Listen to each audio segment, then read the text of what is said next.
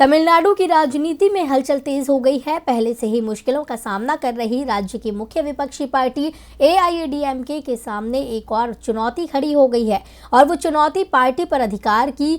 Party के दो पूर्व CM पलानीस्वामी और पन्नीर सेल्वम के बीच मतभेद पहले से ही चल रहे हैं और इस मतभेद के बीच अब पार्टी के पूर्व महासचिव VK शशिकला की एंट्री हो गई है, जो पार्टी पर फिर से नियंत्रण हासिल करने की कोशिश में जुटी है और इसके लिए वक्त भी उन्होंने अपने हिसाब से ही चुना है। 5 महीने पहले तमिलनाडु में हुए विधानसभा चुनाव में AIADMK के हाथ से सत्ता चली गई थी। 10 साल से तमिलनाडु में राज कर रही पार्टी अब विपक्ष में है।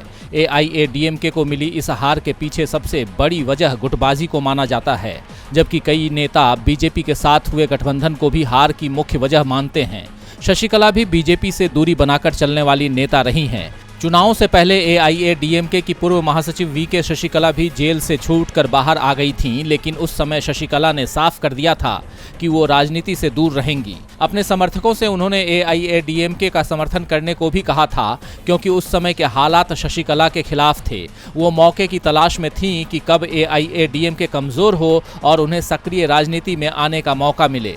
विधानसभा चुनाव में AIADMK को हार मिली, उसके बाद से ही शशिकला ने राजनीति में आने के संकेत देना शुरू कर दिए और अब पंचायत चुनाव में भी पार्टी की बड़ी हार के बाद शशिकला के पास वो मौका भी आ गया है जिसका वो इंतजार कर रही थीं।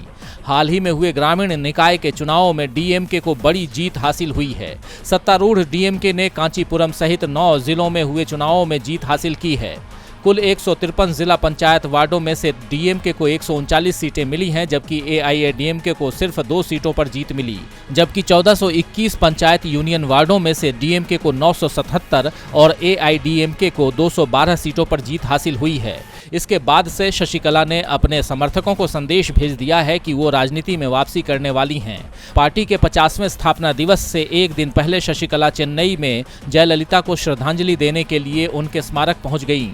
शशिकला के साथ अब पार्टी के कई नेता भी आ गए हैं। पलानीस्वामी और पन्नीर सेल्वम गुट की ओर भी शशिकला ने मित्रता का हाथ बढ़ाया है, क्योंकि इसमें से एक गुट का भी साथ शशिकला को मिला तो उनका AIADMK पर कब्जा तय हो जाएगा। DB लाइव की रिपोर्ट।